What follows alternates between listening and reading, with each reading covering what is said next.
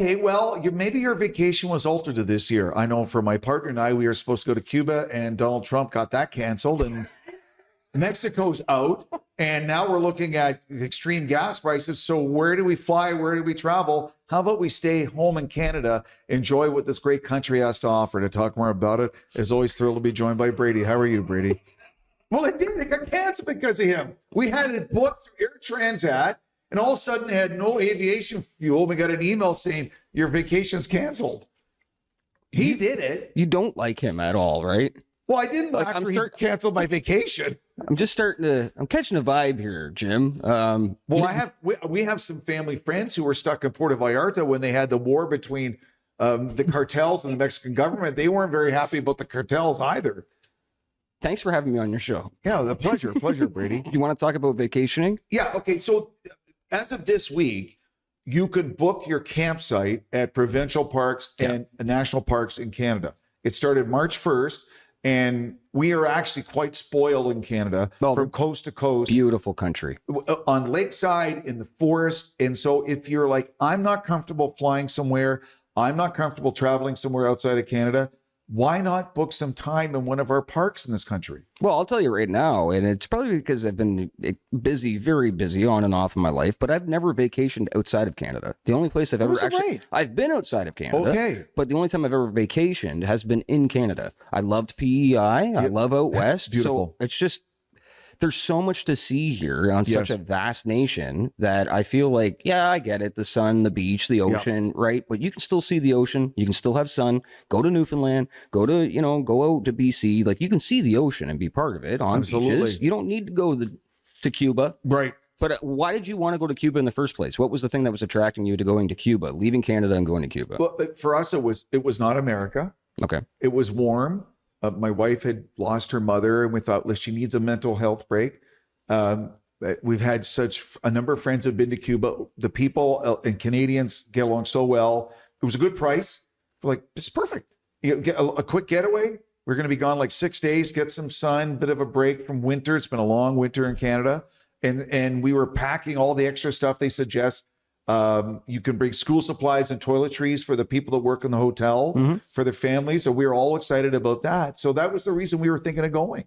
Now, what if anybody watching doesn't understand why you can't go to Cuba now as a Canadian? Why can't you? Well, they have an embargo. Donald Trump has an embargo on oil and supplies to the country, and they ran out of aviation fuel. Oh, my goodness. And then they're running out of supplies in the hotels. And so basically the tourism industry in Cuba has been just crippled because of that. So you've had to take a step back from Cuba. So are you planning something in Canada now? Or are you 100%. So that is exactly where and with everything going on, and Dan McTagg's conversation about the world affairs and how long it's going to last. Brady, we are looking squarely at, we're going to focus on Canada, spending time here. Now, you had mentioned PEI a few years ago. Our family were at Fundy National. It's not Fundy. That's Fundy National Park is on the Bay of Fundy, but it's the one that overlooks. There's a great park that overlooks in PEI. You overlook the Gulf of St. Lawrence. Oh yeah, actually I have seen that. I don't know the name off the top of my head. It's been Cavendish. Cavendish PEI. Right. Yes, and about half an hour, 40 minutes outside of New Glasgow. Yes, and you cross the bridge, and in Cavendish, you're right on the ocean. You can book a campsite and walk from your campsite through the sand dunes to the ocean, and it's beautiful in the summer. And Fundy National Park, near St. John, New Brunswick, in the Bay of Fundy, when the tide goes out, you can walk on the ocean floor for over a kilometer because the tide goes out that far. Wow, it's amazing. It's amazing. And so, going from east to west, we're so spoiled with parks and nature. Even Northern Ontario. People don't talk about Northern Ontario enough. Along Lake Superior, it's stunning. Like going up past New Liskeard and all that. Yes. Oh my goodness, the mountain terrain is so beautiful. Like we just don't talk about this enough. Our oldest daughter lives in Edmonton, and there's a national park just east of Edmonton, and they have elk and caribou and bison just walking around the park when you're there. Forget BC and Tofino along the ocean. That's like a whole nother level of beautiful where you can just walk along the Pacific Ocean. So for a lot of people who have fears of their safety or their family safety, they're upset with America. They don't want to give them money. we can keep the money in Canada, keep supporting Canadian tourism, and maybe enjoy what the country has to offer. Well, a lot of the Canadians, just real quick, Brady, you'll hear stories that they know their city, Vancouver, Calgary, Winnipeg, Toronto, Montreal, and they know other places, but they've not really traveled in Canada. Maybe this is a time in our history for people to travel more in Canada and get to know what the country's all about. And let's say people like, and to your point, Jim, when you were saying like, maybe people don't want to go to the States and give them money. Let's say a guy like me I have no heat with the States right now at all. I don't have a horse in the race enough to be able to actually take heat. I've got a lot of heat with our own country right now. I love this country, but my anger is focused towards that. But that doesn't mean I'm going to stop spending money in Canada. Right. So let's say there is people that are just like, I can't afford or take a risk or go to the United States right now, so I'm going to stick in Canada. Yeah. Where are they going? Where are we sending these people? Where are suggestions that you would give people to check out in Canada that they may have not seen? Well, right away, I would start thinking about the Maritimes. To me, it's one of the gems of this country. Beautiful people. There is so much nature along the ocean. There is an underrated national park that our family discovered a few years ago called Bic or Lebic National Park outside of Rimouski. And it's where the salt water. Where's Rimouski? I've heard that. It's about an hour east of Quebec City. Okay. On the St. Lawrence River on the South Shore. And it's where salt water meets fresh water. Because the ocean and in the St. Lawrence is salt water, and then it turns to fresh water. So what do you see when that mixture is happening? Different sea life depending on what part of the park you're in. Oh, that's cool. And it is stunning. And it basically, there's like rabbits and other wildlife that just walk around and birds. And it's one of those places where you can't do anything to the wildlife. It's like a nature preserve.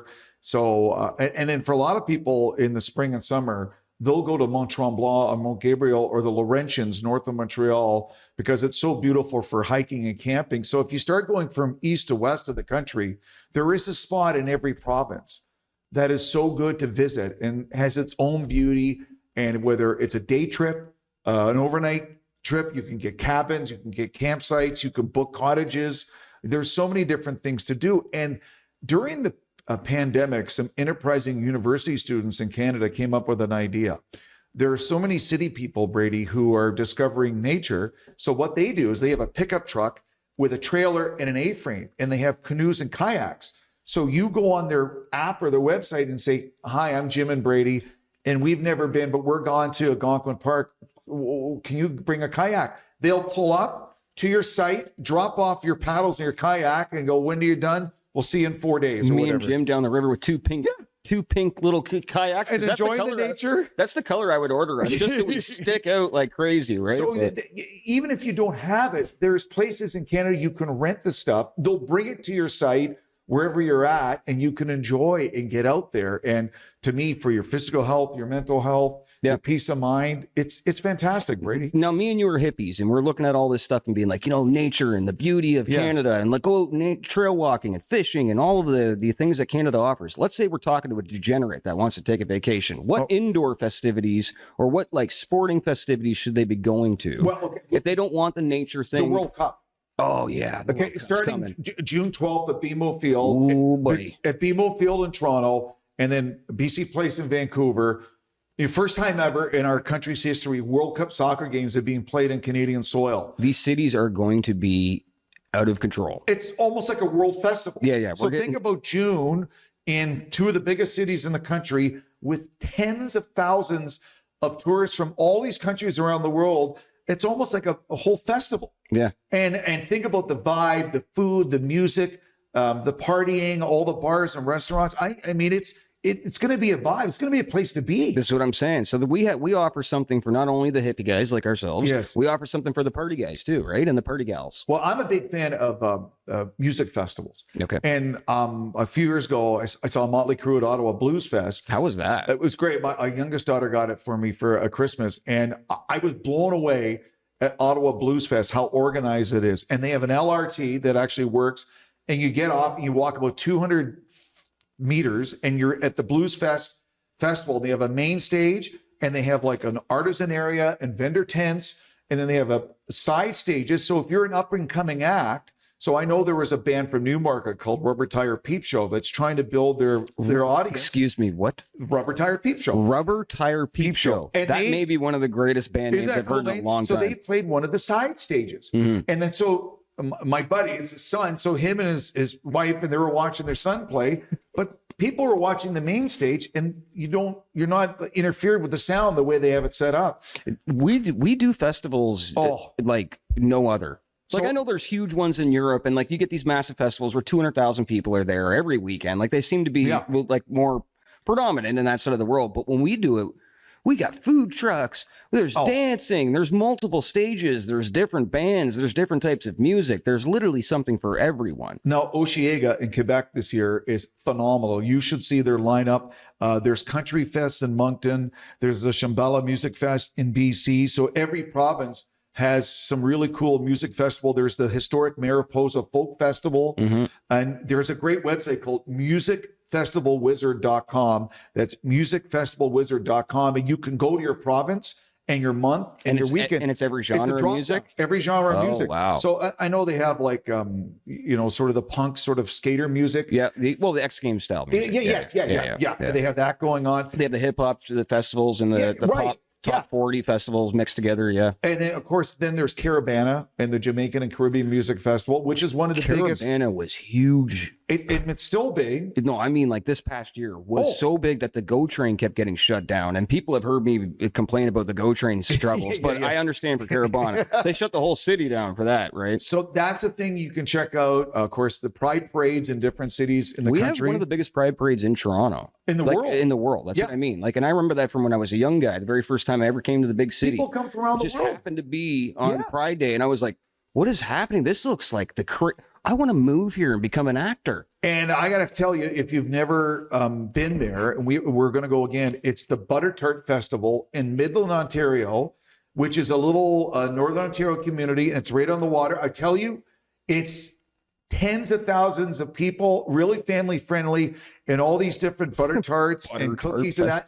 food. It's awesome. I've heard various friends over the past couple of years tell me about certain food festivals that they're going to, and it never surprises me. The maple syrup, the ice cream. Like, I love Taco Fest and Rib Fest and all the classics too. But these unique ones that kind of pop up in different cities are hilarious. When are we going to get like Bubble Tea Fest? And I'd be remiss if I didn't mention, especially for Western Canada, they have a lot, and some in Northern Ontario, they have some amazing Indigenous pow-wows. Yes. Which are fantastic, and I think is something all Canadians should experience at once in their life and get to know the Indigenous people of this country. But it's also a festival type thing with food and music and that. So there is no excuse in this country as we get out of this long winter and start looking ahead to spring and summer and fall, between sporting events and music events, arts and cultural events, food festivals.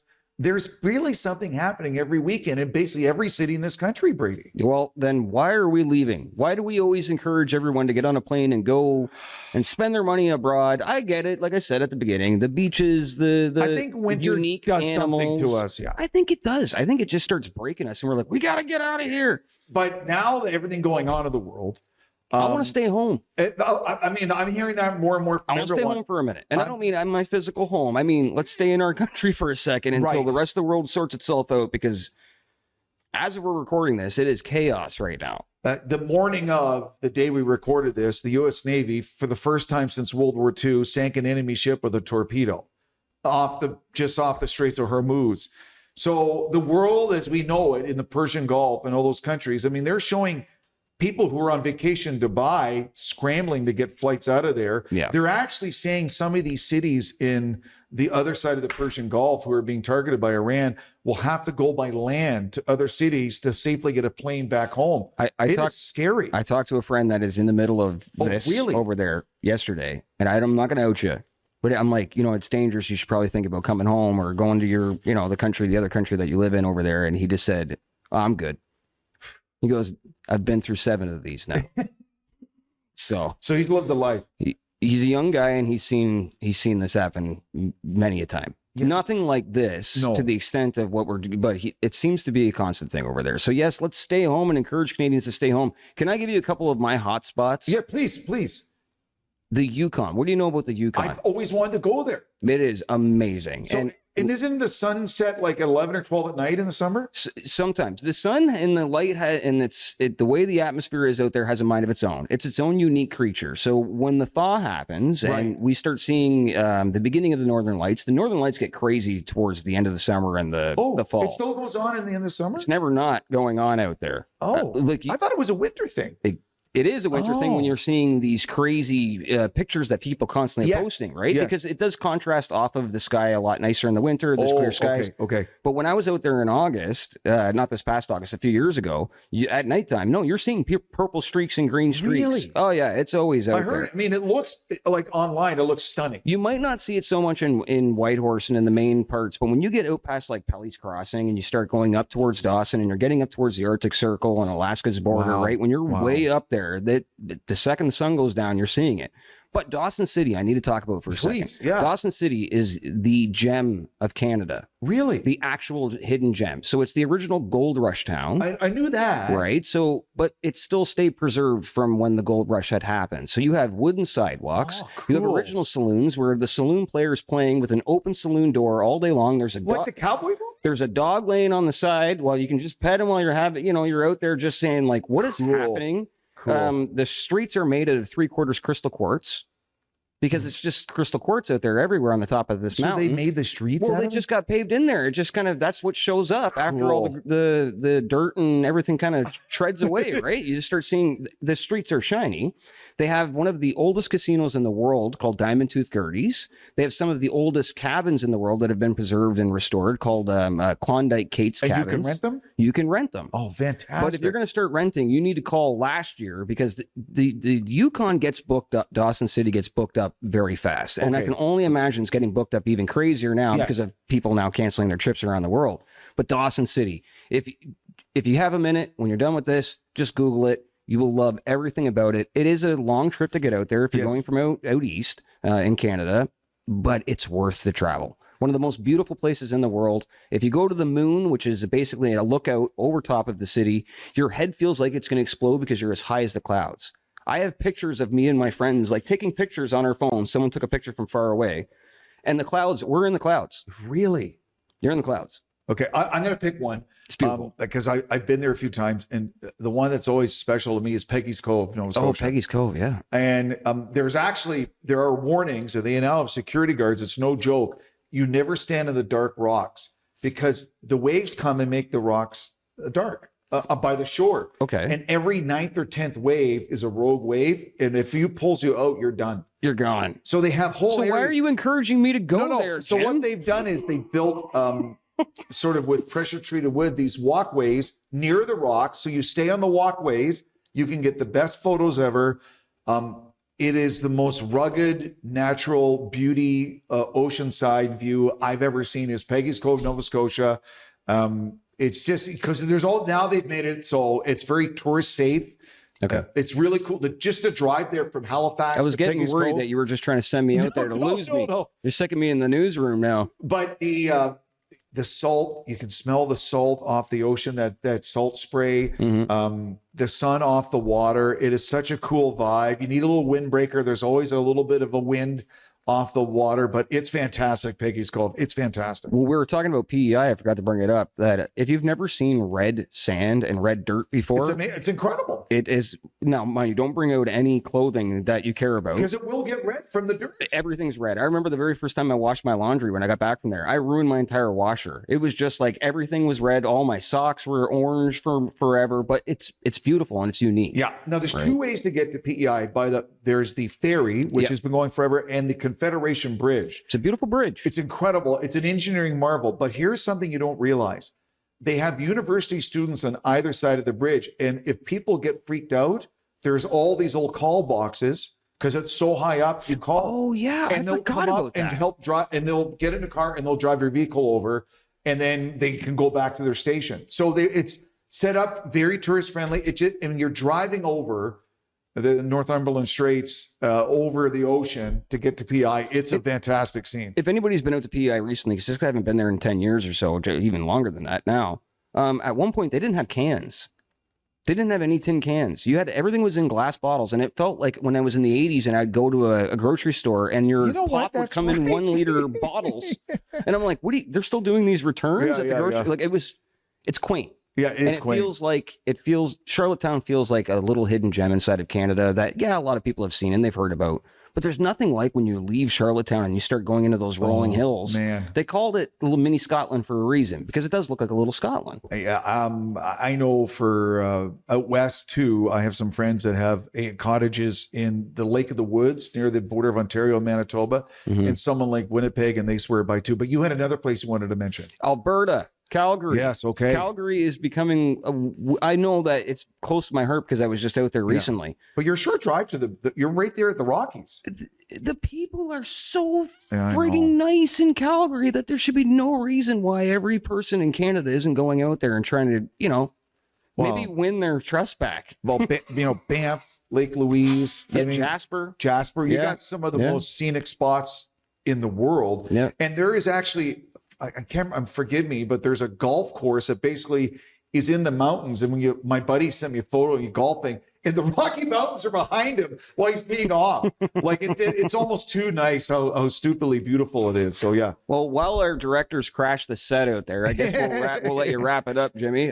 Thanks for having me on, man. I love talking about places in Canada that I need to check out. But Peggy's Cove, I'm going to go check out. Check it out now. Just a warning to everyone: if you are thinking about booking a weekend or a night at a national park, a provincial park in the country, a lot of them, the booking has started now. Yeah. And you have to start going online and picking your weekend, picking your time for a site, whether it's a tent or a small trailer or whatnot, right now. And as you said, like place like Dawson City or any other place. Start calling. That has cabins. Start thinking now, booking now, stay in Canada. Let's support each other, whether it's just day trips, weekend getaways, the festivals and music festivals. We have a lot to offer this year, and we can feel safe and sound in this great country. Even a place like Canada's Wonderland, they've upgraded their stuff constantly. Like, take your family out, spend your money in Canada. Oh, the F1 race in Montreal. Yeah. I mean, and there's actually this year, the Indy race in Canada has been moved to downtown Toronto to Markham. So they turned downtown Markham